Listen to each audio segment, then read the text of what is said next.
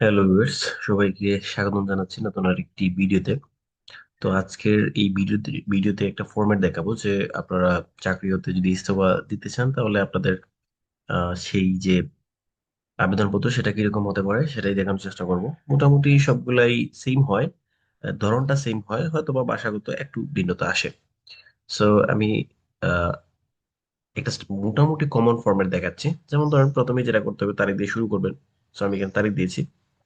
তারপর ধরেন বরাবর জেলা প্রাথমিক শিক্ষা অফিসার সিলেট, এটা দিয়েছে কারণ হচ্ছে মনে করেন এটা হচ্ছে আমার নিয়োগকারী কর্তৃপক্ষ। আমার নিয়োগকারী কর্তৃপক্ষ আর ঠিকানাটা কোথায় সেটা এখানে দিয়ে দিবেন। তো আমার নিয়োগকারী কর্তৃপক্ষ হচ্ছে জেলা প্রাথমিক শিক্ষা অফিসার, আমি সিলেট, এটা দিয়ে দিছি। তারপর মাধ্যম কি দিবেন? মাধ্যম দিবেন যথাযথ কর্তৃপক্ষ, মানে আপনার যে প্রতিষ্ঠান থেকে আপনি রিজাইন দিতে চাচ্ছেন, যতগুলো থ্রোতে যতগুলো মাধ্যমে যাবে ওই সবগুলো দিয়ে দিবেন।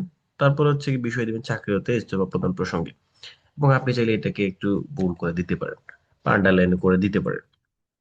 তারপরে দেখেন কি লিখবেন যে জনাব যথাবিধ সম্মানপূর্বক নিবেদন এই যে আমি, আপনার নাম দিবেন এখানে। এখানে আপনার নাম, তারপরে আপনি কি, যেমন আমি সহকারী শিক্ষক ছিলাম, তারপরে আমার যে বিদ্যালয় ছিল সেটার নাম দিয়েছি। তারপরে এখানে যে উপজেলা, উপজেলার নাম দিবেন এই জায়গাতে। তারপরে আপনার আহ, জেলার নাম দিয়ে দিবেন। তারপরে সহকারী শিক্ষক হিসেবে আপনার ধরেন চাকরিতে বা যে কর্মস্থলে আছেন ওই চাকরিতে প্রথম যে যোগদান, মানে প্রথমে আপনি কবে যোগদান করেন সেটা দিবেন। তারপরে মানে ওই দিন থেকে আপনি কিন্তু কর্মরত ওই যে নিয়োগকারী কর্তৃপক্ষের আন্ডারে। তারপরে আপনি কি কারণে রিজন দিতে চাচ্ছেন, আপনি চাইলে এখানে আরো কিছু কথা লিখতে পারেন, এত কথা লিখার দরকার হয় না। তাহলে লিখবেন যে বর্তমানে আমার ব্যক্তিগত ও পারিবারিক বিশেষ সমস্যার কারণে আপনি যে তারিখ থেকে স্বেচ্ছায় মানে অব্যাহতি দিতে চাচ্ছেন সেই তারিখটা এখানে মেনশন করে দিবেন। তারপরে এটা এই কথাগুলো লিখে দেওয়া ভালো যে, যেমন ধরেন 15/12/25 খ্রিস্টাব্দ হতে স্বেচ্ছায় সরকারি চাকরিতে ইস্তফা প্রদান করতে ইচ্ছুক। আচ্ছা, তারপরে অতএব মহোদয় সমীপে বিনীত প্রার্থনা যে উপরোক্ত বিষয়াদি বিবেচনা করে এই যে যে তারিখটা দিলেন 15/12/25 খ্রিস্টাব্দ হতে ইস্তফাপত্র গ্রহণ করতে আপনার সদয় মর্জি হয়। যার কাছে দিলেন আপনার নিয়োগকারী কর্তৃপক্ষ, উনি যেন এই তারিখে গ্রহণ করেন। তারপরে বিনীত দিবেন আপনার বাধ্যগত, এখানে আপনার এই জায়গাতে আপনার সাইন দিবেন।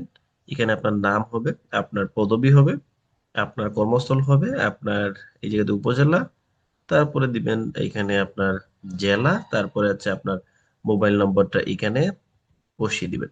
এবং তারপরে যেটা করবেন সেটা হচ্ছে আপনার নমুনা স্বাক্ষর। আপনি যে স্বাক্ষরে যোগদান করেছেন বা চলমান আছে সেখানে আপনি 3টা নমুনা স্বাক্ষর আপনি দিয়ে দিবেন। এখানে এটা হাতে লিখে দিবেন, ফরম্যাটটা রেডি করে প্রিন্ট করে হাতে লিখে দিবেন, অথবা এগুলো বক্স করেও দিতে পারেন চাইলে, যেভাবে ইচ্ছা আপনি দিতে পারেন। তো এই হচ্ছে মোটামুটি একটা ইস্তফাপত্র লেখার যে আবেদনের যে ফরম্যাট সেটা। আশা করছি আপনারা বুঝতে পেরেছেন। আপনারা চাইলে ভিডিও পজ দিয়ে এগুলো লিখে নিতে পারেন, খুব বেশি একটা না, অল্প টেক্সট লিখে নিতে পারবেন। তো ধন্যবাদ সবাইকে সাথে দেখার জন্য। এতটুকু ছিল আজকের ভিডিও।